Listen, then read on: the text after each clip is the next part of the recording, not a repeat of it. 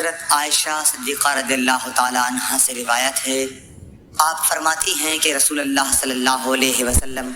اپنے تمام کاموں میں جہاں تک ممکن ہوتا دائیں طرف سے شروع کرنے کو پسند فرماتے تھے، طہارت کے وقت بھی، کنگھا کرنے اور جوتا پہننے میں بھی۔ ہم سے محمد بن مسنہ نے بیان کیا، کہا ہم سے یحییٰ بن سعید قطان نے ہشام بن عروہ کے واسطے سے بیان کیا، کہا کہ مجھے میرے باپ نے حضرت عائشہ رضی اللہ تعالی عنہا سے یہ خبر پہنچائی کہ ام حبیبہ اور ام سلمہ دونوں نے ایک کلیسا کا ذکر کیا جسے انہوں نے حبشہ میں دیکھا تھا، اس میں مورتیں، تصویریں تھیں۔ انہوں نے اس کا تذکرہ نبی کریم صلی اللہ علیہ وسلم سے بھی کیا۔ آپ نے فرمایا کہ ان کا یہ قاعدہ تھا کہ اگر ان میں کوئی نیکوکار شخص مر جاتا تو وہ لوگ اس کی قبر پر مسجد بناتے اور اس میں یہی مورتیں، تصویریں بنا دیتے، پس یہ لوگ خدا کی درگاہ میں قیامت کے دن تمام مخلوق میں برے ہوں گے۔ انس بن مالک رضی اللہ تعالیٰ عنہ سے روایت ہے، انہوں نے کہا کہ جب نبی کریم صلی اللہ علیہ وسلم مدینہ تشریف لائے تو یہاں کے بلند حصے میں بنی عمرو بن عوف کے یہاں آپ اترے اور یہاں 24 راتیں قیام فرمایا۔ پھر آپ نے بنو نجار کو بلا بھیجا تو وہ لوگ تلواریں لٹکائے ہوئے آئے۔ انس نے کہا گویا میری نظروں کے سامنے نبی کریم صلی اللہ علیہ وسلم اپنی سواری پر تشریف فرما ہیں، جبکہ ابو بکر صدیق رضی اللہ تعالی عنہ آپ کے پیچھے بیٹھے ہوئے ہیں اور بنو نجار کے لوگ آپ کے چاروں طرف ہیں، یہاں تک کہ آپ ابو ایوب کے گھر کے سامنے اترے اور آپ یہ پسند کرتے تھے کہ جہاں بھی نماز کا وقت آ جائے فوراً نماز ادا کر لیں۔ آپ بکریوں کے باڑوں میں بھی نماز پڑھ لیتے تھے۔ پھر آپ نے یہاں مسجد بنانے کے لیے حکم فرمایا،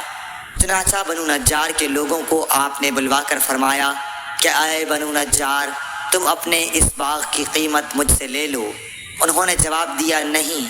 یا رسول اللہ، اس کی قیمت ہم صرف اللہ تعالیٰ سے مانگتے ہیں۔ انس رضی اللہ تعالیٰ عنہ نے بیان کیا کہ میں جیسا کہ تمہیں بتا رہا تھا یہاں مشرکین کی قبریں تھیں، اس باغ میں ایک ویران جگہ تھی اور کچھ کھجور کے درخت بھی تھے، پس نبی کریم صلی اللہ علیہ وسلم نے مشرکین کی قبروں کو اکھڑوا دیا، ویرانے کو صاف اور برابر کر دیا اور درختوں کو کٹوا کر ان کی لکڑیوں کو مسجد کے قبلے کی جانب بچھا دیا اور پتھروں کے ذریعے انہیں مضبوط بنا دیا۔ صحابہ پتھر اٹھاتے ہوئے رجز پڑھتے تھے اور نبی کریم صلی اللہ علیہ وسلم بھی ان کے ساتھ تھے اور یہ کہہ رہے تھے کہ اے اللہ، آخرت کے فائدے کے علاوہ اور کوئی فائدہ نہیں، پس انصار و مہاجرین کی مغفرت فرمانا۔ انس بن مالک رضی اللہ تعالیٰ عنہ سے روایت ہے، انہوں نے کہا کہ نبی کریم صلی اللہ علیہ وسلم بکریوں کے باڑوں میں نماز پڑھتے تھے۔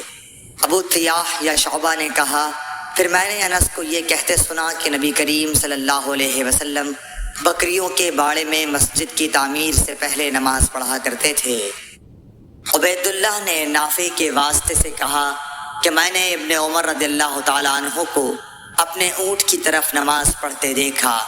اور انہوں نے فرمایا کہ میں نے نبی کریم صلی اللہ علیہ وسلم کو اسی طرح پڑھتے دیکھا تھا۔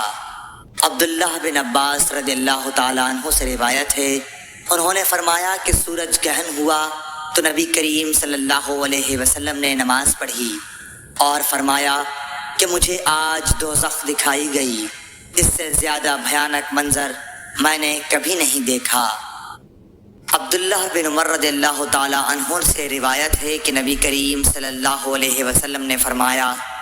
اپنے گھروں میں بھی نمازیں پڑھا کرو اور انہیں بالکل مقبرہ نہ بنا لو۔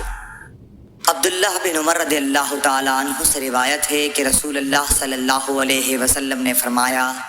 ان عذاب والوں کے آثار سے اگر تمہارا گزر ہو تو روتے ہوئے گزرو، اگر تم اس موقع پر رو نہ سکو تو ان سے گزرو ہی نہیں، ایسا نہ ہو کہ تم پر بھی ان کا سا عذاب آ جائے۔ عروہ بن زبیر نے حضرت عائشہ رضی اللہ تعالیٰ عنہ سے روایت کیا ہے کہ حضرت ام سلمہ رضی اللہ تعالیٰ عنہ نے حضرت صلی اللہ علیہ وسلم سے ایک گرجا کا ذکر کیا جس کو انہوں نے حبش کے ملک میں دیکھا، اس کا نام ماریا تھا۔ اس میں جو صورتیں دیکھی تھیں وہ بیان کیں۔ اس پر رسول اللہ صلی اللہ علیہ وسلم نے فرمایا کہ یہ ایسے لوگ تھے کہ اگر ان میں کوئی نیک بندہ، یا یہ فرمایا کہ نیک آدمی مر جاتا تو اس کی قبر پر مسجد بناتے اور اس میں یہ بت رکھتے۔ یہ لوگ اللہ کے نزدیک ساری مخلوق سے بدتر ہیں۔